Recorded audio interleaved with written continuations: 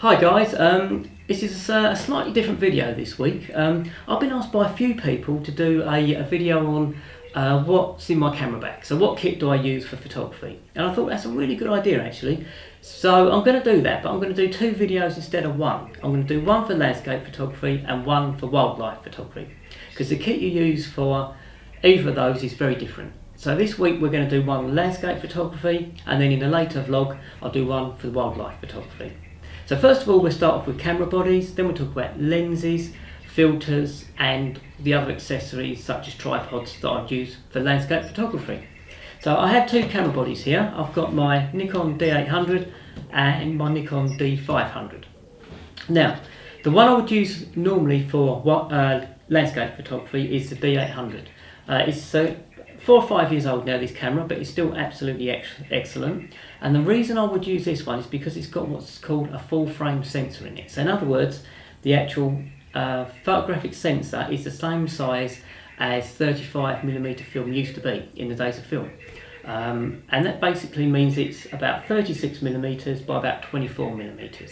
And that's bigger, the sensor in this camera is bigger than the sensor in the D500, which is called a crop censored camera. And this sensor is this sensor here in the D500 is about 2/3 of the size of the one in the D800, which is the full frame camera. So what that basically means is you get more, the pixels are bigger, so you get more fine detail being recorded. So if I'm doing a big landscape and there's lots of fine detail, the D800 will record a bit more fine detail than the D500. That's not to say that you can't use a crop sensor body for landscapes. You absolutely can. I don't think there's a bad camera on the market these days. They're all really good, and the crop sensor camera will be brilliant. It's just the full frame, the pixels are just that little bit bigger, and you get that little bit more fine detail. And in this vlog, I'm not going to talk about specific makes and models. I'm basically got Nikon cameras here because I'm a Nikon camera user, but that's not to say that Canon, Sony, Olympus, Panasonic, Fuji, all of those are not good. They're all great camera manufacturers, all great cameras. So we're focusing on the Nikon, but only because that's what I shoot. And this is about, when it comes to my kit, it's about the lenses and the focal lengths I use and the filters I use and stuff like that. It's not so much about the camera bodies, the actual make or model. But I just wanted to explain the difference between the full frame and the crop censored. So I'm going to put the crop censored over there out of the way for the moment, because this is the one that would be in my landscape camera bag. And as I say, it's 4 or 5 years old now. I've been using this for a while. There are newer models on the market, but this is taking fantastic pictures. It's got 36 million pixels, it's a full frame sensor, and it creates or captures lots of fine detail. So I don't really feel the need to upgrade. I will at some stage, but at the moment it's doing great. So that's camera bodies out of the way, which brings me on to the other thing a full frame camera body does, as well as it captures better detail at high ISOs. So when you're shooting at high ISO numbers, the full frame camera will have better noise control. But as we're doing landscapes, I'm going to be shooting at ISO 100 or the lower numbers most of the time, so that's not an issue. So that's camera bodies out of the way, so we'll pop that over there. Which brings me on to lenses. And I've got 3 basic focal lengths I use generally for my landscape photography. So the first one would be this one here, which is a 16 to 35mm, nearly forgot, 16 to 35mm, so it's a wide angled lens. And that basically enables me to capture a big wide vista. The other thing it does though, more importantly I think, is it creates what's called an exaggerated perspective. So in other words, things that are close to the camera, you exaggerate their size. So if you're doing photographing a set of lock gates, then make the lock gates hugely bigger than reality, so they will be massive and dynamic. Or if you were photographing, let's say, a pointy fishing boat, you'd get close to that fishing boat with this wide angle, and it'd make it much more elongated, much more dynamic. It'd have more impact. So that's where the 16 to 35 comes into its own. It's a really good lens for that. It's got vibration reduction on it, which means it helps to cut out camera shake if you're hand holding. But I'm normally using my camera when I'm doing landscape photography on a tripod. So again, the image stabilisation is not such a big deal, although it's handy to have. The next lens, which is on actually the camera body, is my 24 to 70mm zoom, and that's like at the 24mm end it's a reasonably wide angle, at the 70mm end it's slightly telephoto. And this is a great general purpose lens for landscapes because you can capture a reasonably wide angled shot and you can zoom in and isolate a little bit of detail. So this is also a great lens, and if I was only taking one lens with me, this will be the one I take, my 24 to 70. I think it's a hugely versatile focal length. So that will be the next one I take. And then last but not least, I've got my 70 to 200, which I absolutely love as well.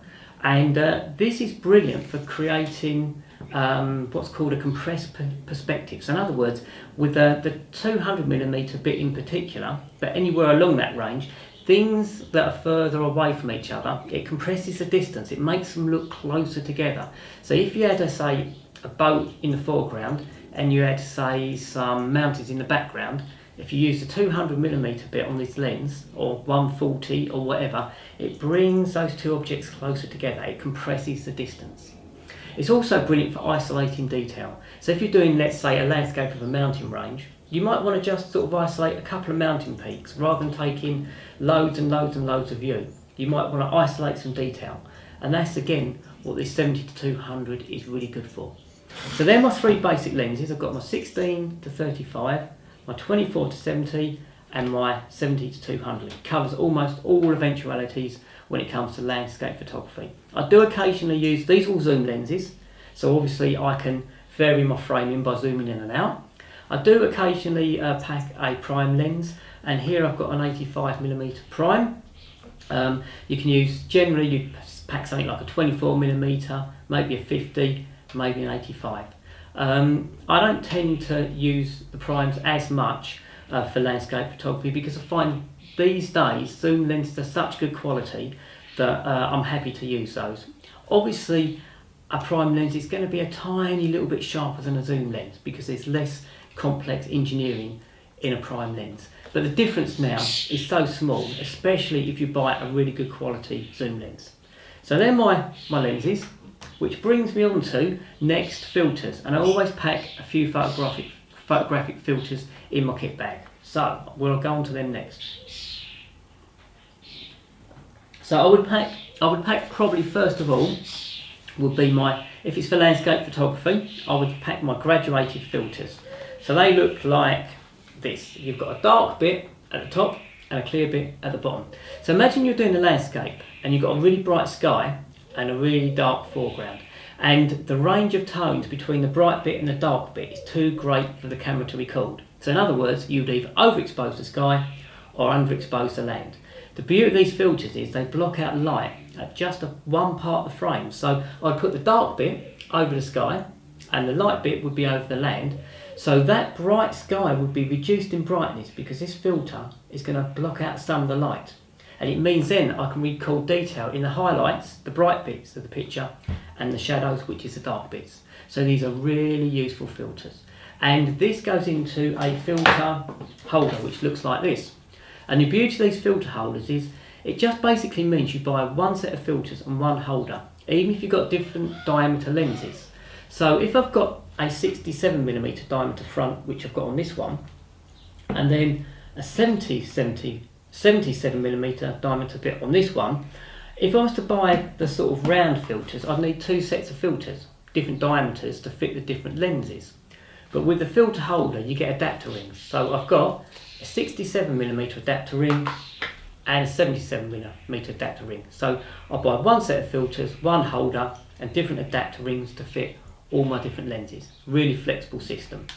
The other thing as well is, it might not be the case, or in fact it's probably not the case, that you've got your horizon in the centre of the picture. It might be on the top third of the picture or the bottom third of the picture. So the beauty of these filters is you slide it into the slot here, and then you just move it up and down so you fit it over the bit of the picture that needs the light being reduced. So it's a really flexible system. So that's graduated filters. I always pack them in my filter bag, in my camera bag. The next one will be what's called a neutral density filter, which looks like this. And this one is just a grey dark filter. So this one obviously is graduated, dark at the top, light at the bottom. This one is just dark all over. And you'd use this to reduce the amount of light coming in across the whole frame. So supposing I'm doing a moving water and I want a nice slow shutter speed to create some image blur. I've already set the smallest aperture in my lens and my lowest ISO number, but there's still too much light to give me a slow enough shutter speed to blur that water. In which case I would use this neutral density filter on the front of the lens and it blocks out some of the light, which means I can set a slower shutter speed without the picture being overexposed. And they come in different strengths, just like the grads, in called stops of light. And now I'm not going to go into stops of light at the moment because this is just about the kit I take with me in this video, but at some stage, another vlog, I will talk about stops of light and how you calculate what filters to use when. But just so you know, they come in a 1 stop, a 2 stop and a 3 stop generally, these graduated filters. These come also in a 1 stop, a 2 stop and a 3 stop, and also these days in much darker ones as well, such as this filter coming up. This is called a Liebig stopper, and you can see it's really dark, and this blocks out 10 stops of light. So in other words, it stops a huge amount of light coming into the camera, so you can set really slow shutter speeds in broad daylight. So again, this always gets packed in my camera bag when I'm doing landscape photography. Last but not least, on the filters front, we've got, let's pop that down there, a polarizing filter. And polarizers are great particularly when it's a sunny day, and they darken blue skies and they saturate colours and they block out glare from anything that's non-metallic. So if you were shooting on the surface of the water, it'll take some of that glare off the water. And if you're shooting, say, a forest scene and you want those greens to be more green and vibrant, then a polarizer helps, okay? And again, at some stage, I'm not going to go into the massive workings of the polarizer today, but I will do on a later vlog. So that's really all the useful filters, except for maybe a UV filter, which is a clear filter that you can use on the front of the lens just to keep it protected. But photographically, I use graduated neutral density filters, and polarizer. They will be the filters that I would take in my landscape photography bag. So that's camera, lenses, filters done. They're the important bits. But now I want to talk about a few of the accessories that I always pack. So first one would be, excuse me a second, a remote release. Now, I use this in conjunction with a tripod, and we'll come to tripods in a minute, the sort of tripods that I always pack.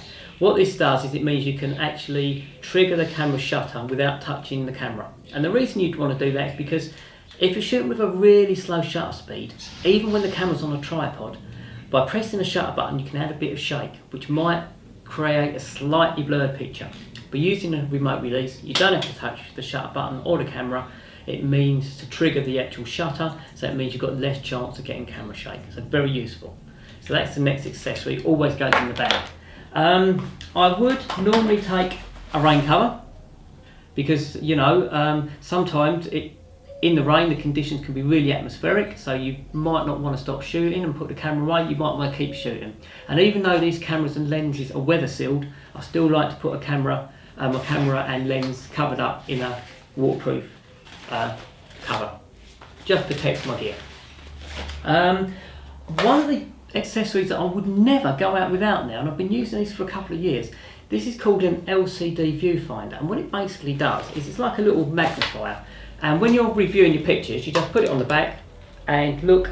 Now I don't know if any of you guys have had the problem, but on a sunny day you press the playback to have a look at the picture and you can hardly see it because these screens just don't seem to work brilliantly in sunny conditions. So this blocks out all the glare so you can have a really good look at what you're shooting. So I love this. I wouldn't go anywhere without this. This is almost one of the first things after camera and lenses that goes in my bag. It's very, very useful. Called an LCD viewfinder. I got this one from Amazon. It's about £40, worth every penny. So that always goes in. Puffer, clean the lenses because you know you never know when you're going to get dust or rubbish on your lenses, and to get your best quality pictures you want to keep the lens fronts clear. So always pack one of these, plus lens tissue or a lens cloth, just to keep my gear nice and clean. Especially if you're on the coast and you've got maybe water spray and stuff like that as well. So puffer next. Then you get lots of apps these days, so you don't necessarily have to go old school like this, but what I've got here is a sunrise and sunset calculator. So this enables me, if I'm doing a recce of a certain area, to work out where the sun's going to rise, when the sun's going to set at different times of the year. So it helps me plan my shoots. So again, it's not essential, but useful. It doesn't take up any room, and as I say, you can get apps on your smartphones to do the same thing. So that's pretty good as well. And then last but not least, on my landscape photography camera kit would be tripods. And the one, my favourite is this one coming up. I'll put this one to the side. So it doesn't matter really about the make. This one is a Manfrotto. So it's a Manfrotto carbon fibre tripod, but the most important thing is the head. And this has got a geared head. It basically means you've got little, it's like a little geared ratchet here, and it's really good for precise sort of adjustments when it comes to fine tuning your composition. Now the geared head is pretty heavy, so you do need that little bit of commitment, but I love the geared head because it really means that I can make those fine tune adjustments and they're really solid. So this tripod's got the ball head, and lots of people like a ball head, and they're okay. If you look, you've got these little knobs on it, you undo those, and then the actual ball head bit, it just slides in any direction. So that's really good for getting those sort of all sorts of angles. And if you wanted to go from landscape to portrait framing, you just drop it down into the slot. The only trouble with the ball head, I find, especially if you're using heavy lenses, is you tighten it all up, and then let's just tighten that up here. You tighten it all up, and then the lens just, or the camera just drops a little bit. There's a little bit of play in that ball head, and you've got to tighten them really tight. And even when you do, you get that little bit dropping down. So I prefer the geared head because I think it's a bit more precise. But people do prefer, some people do prefer a bald head. I'm the one, the bald head. They are quite a popular option, and if you do get a ball head, make sure you get one that's really substantial so you get less drag or less drop when you tighten it all up. And then last but not least, we've got what's called a pan and tilt head.